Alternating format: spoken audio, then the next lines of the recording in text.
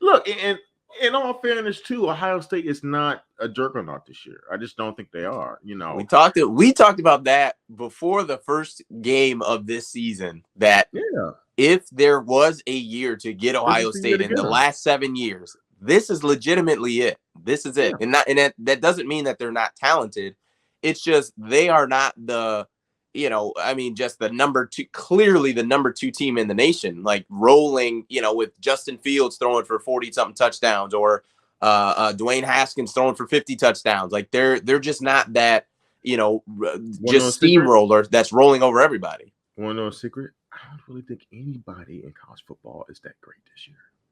Like Georgia, and that's pretty much it. We talked about that while golfing one day. We was like, dude, it's pretty much Georgia, and it's pretty much wide open who can win a national title.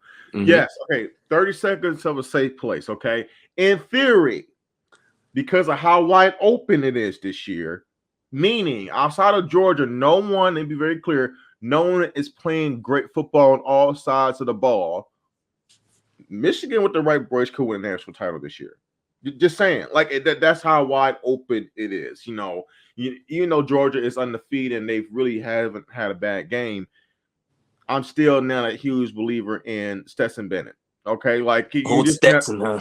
Like I'm just saying, like you just never know. So I'm not saying that it's likely that I'm probably will be waking up from a dream and that's probably that situation commence. But whatever. I'm just making a point that I don't really think anybody outside of Georgia has been playing great football consistently this year.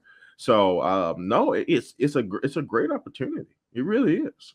What's interesting is go ahead. I'm sorry. It's something that we don't talk about is that week 1 game, with Clemson and Georgia. Like, it was a great game. Right, I think everybody thought that was going to be a potential preview of, maybe a college football, playoff matchup. Turns out Clemson's not that team. You're right about that. You said, but that's something. I mean, and granted, in Georgia's case, like for the case for Georgia, like I get it. That was like 7-8 weeks ago. So like I'm not saying that like, oh, Georgia's overrated. No, they're absolutely incredible. But when we initially saw that matchup before the season started, it was like, the winner of this one's like probably giving themselves a shot, and the loser of it, like you're in a lot of trouble trying to get to the college football playoff. And that the latter part, like for sure is correct, because you take a loss in week 1 out of conference, you're really in some trouble and fighting uphill to to try to get there. But as far as the Michigan like injuries and issues, so let's say that let's say Blake Corum and Antrell Anthony are out. I don't know the status even for Donovan Edwards. Like if he's been MIA the last couple of weeks. Like I haven't seen him really at all. But let's say you're going in there with Haskins and Cornelius Johnson. I think even Eric All is banged up. I mean, does this Michigan win need to look a certain way? Like that, we talked about it that in some previous games that Michigan's not going to be in a shootout of 45, 50, 55 points. We think.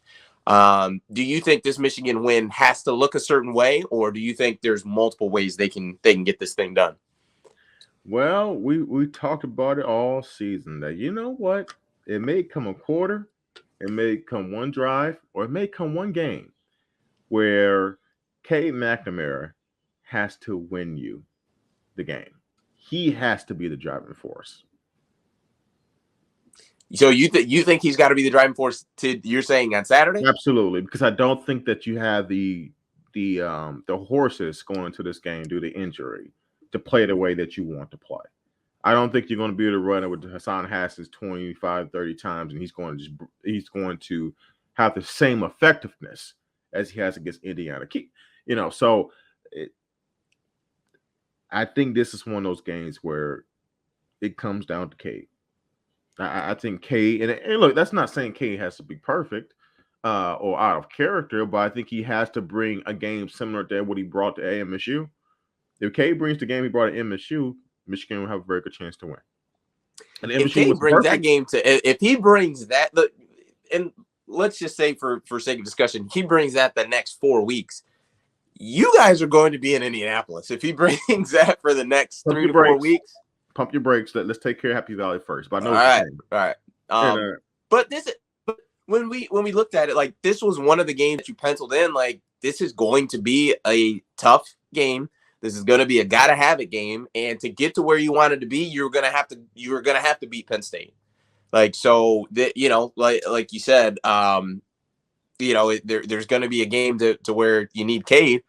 What's your confidence level on that? Like, are you confident he will be able to get it done, and with him being the driving force? I'm a lot more confident now than I was before the State game, because now I've seen he can do it. Now, my issue, so here's the thing. They were very, very vanilla, I think, on purpose last week, because they you know, and that's we knew they would be. You know, that's typical when Harbaugh and Gannon State, you know, especially, I'm gonna leave Harbaugh. It starts from the top. When Harbaugh knows he has a clear strategic advantage with running the football against an opponent, he's going to do that. You know, and he doesn't really care how it looks or what the score is. He just wants to get the win, and doesn't care about next week. He doesn't care about down the road. Doesn't care about anything. Just running the ball. Right. So, I mean, Cade didn't really rip the ball like he ripped the ball around like he did against State. So, I mean, so like I said, I feel somewhat confident because I know he can do it. But one thing that I do wonder of is, what is this impact of this rotation with JJ, and how is it potentially now affecting Cade's confidence? Because now we're getting into a situation, and me and you talked about this either on stream or off stream, that at one point you're like, you look, if you're Cade's family, you're Cade, you're like, hold on a second, you know, we're 8-1, you know, we have a chance to win the Big Ten. I don't turn the ball over. We're starting to now pick up a little bit more offensively. Why do I still have to look over my shoulder for this guy, for JJ? And really, and when you think about the Michigan State game, that, and then following up to the Indiana game, I'm actually getting pulled more now. Like, after I threw for 383, I'm actually getting pulled more now, because JJ had multiple full series. Like, and granted, I know the game wasn't in question, you know, in balance still, but like, I mean, but Cade still got put in after that. The thing is, we all see the writing on the wall. I think we all know that no matter what happens, JJ McCarthy will be the starting quarterback for the University of Michigan unless he transfers next year. I think we all see the writing on the wall with that. It is like, I don't care what Harbaugh says after this season, you know, or we're going to, you know, have a competition. I don't care what he says. Competition. I don't care what he says, unless JJ McCarthy transfers, right? He will be the starting quarterback for Michigan next fall. You know, and fair or not to Cade McNamara. And to be quite honest, even though I think we all agree that JJ may have the highest ceiling, you know, it's probably not fair to Cade, you know, based on the way he's played this year up to this point. But it is what it is. And so I think he sees the writing on it. He might actually see the writing on the wall. And so, like, I actually think you're potentially now, the later we get into the season, create more of a this should be the point in time where your quarterback should have supreme confidence in his coaching staff, confidence in him, right? Okay, you know, we're 3 games left, we're 9 games deep into the season. This is my job, you know, and that's it, right? You should maybe early in the season you can be a little iffy, maybe halfway, but not this far deep. So now I don't have proof of this, but I do wonder about that. Like, does Cade have the full confidence he could have if it wasn't for this quarterback controversy? I do wonder about that. Like, does that make him a little gun shy in a game like this? Like, does he feel like, man, I can't throw a pick? Right. Yeah. You know, and that's not how you want a quarterback living out there. Especially if you need him to be aggressive in a game like this, right? Like, I don't want him to feel, you know, like, if he does see that window, I want him to rip it. Don't worry about it. I don't want him. I don't want him thinking. I just want him playing quarterback. That's it. Right. That's it. Yeah. I just think about that relationship between Josh Gaddis and Cade of, you know, at this point in the season, like, there should be at least a handful of plays that Josh Gaddis knows Cade is comfortable in and out, knows exactly where to go with the ball. no matter what kind of look or coverage or defense that we get, if we need to go down, march down the field, like I know I'm calling these 5 plays in this sequence because I know Cade, like he knows these well and he loves these plays. Like there should be that relationship there. And I'm not sure it's there. Obviously, I have no type of insight or anything like that, but to me, it seems like it would be a bit difficult to have that with the back and forth. Like, it's granted it hasn't been I don't know. I just think there's better ways to handle it. And like I said, it just, because the unfortunate part is, like we talked about it early on this season, was you're getting JJ some experience and some reps. But if, let's say, Cade, let's say, for sake of discussion, Cade had an awful first half against Ohio State, right? You win Penn State, you win against Maryland, you get to Ohio State, Cade has an awful first half, let's say throws 2 picks, you're down 17-3, right? And you bring in JJ. Are you confident that JJ can throw the ball 30 times in that game and not make mistakes and win the game? Like, you know what I mean? I'm like, that maybe, like, some people are, but I don't think it's because of what you've seen from him consistently. It's from what, just, the athleticism that we've seen and some of the throws that we've seen him make, but we've also seen him make mistakes. Like, so you know what I mean? I guess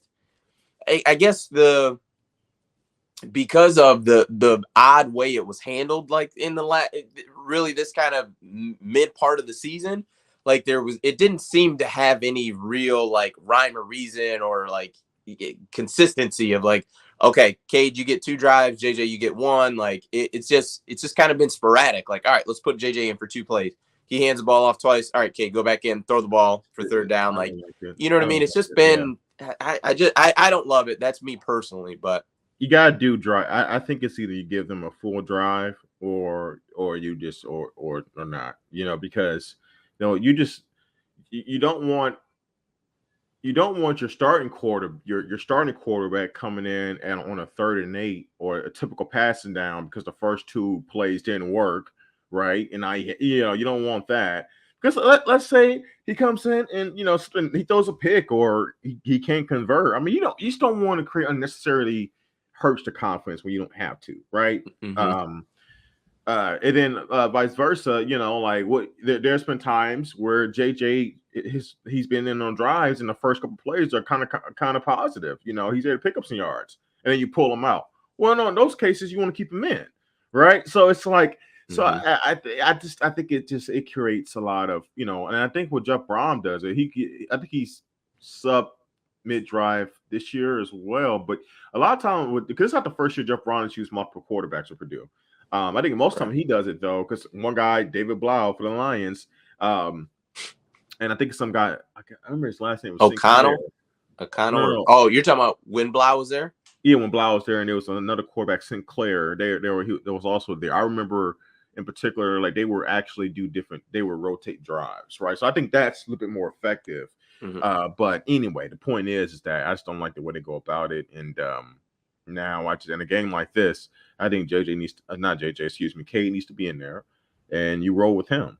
Now, the interesting thing is that I don't think you need to worry about this being an issue next year, because I think one thing we know with Harbaugh is once he puts his confidence and all eggs in one basket for quarterback and a young kid, he typically doesn't sway from them once they get going. And I'm bringing up Shea Patterson, and I think it's a similar situation in terms of this. I think next fall, in the next couple of years, J.J. McCarthy will be the starting quarterback for University of Michigan. And no matter what his play really is, unless he somehow becomes really, really bad, he will be the starting quarterback, right? Can you remember with Shea Patterson? And I know this is a little bit off topic, but Sugar Shea, would go sometimes struggle with turnovers and stuff like that, not being a great leader at times. And Harbaugh backed him and never swayed from benching him. But some people didn't want Shea playing after a while, right? Mm-hmm. So I don't think for the sake of argument, I don't think this will be an issue going forward next year once JJ takes over, for the better or worse. But this year it will be, and we'll see what K is capable of. But I don't want to hear anything about injuries. Everyone's dealing with injuries this time of the year. You figure it out. You are the team, not Penn State, that has everything on the line, right? I don't want to hear it.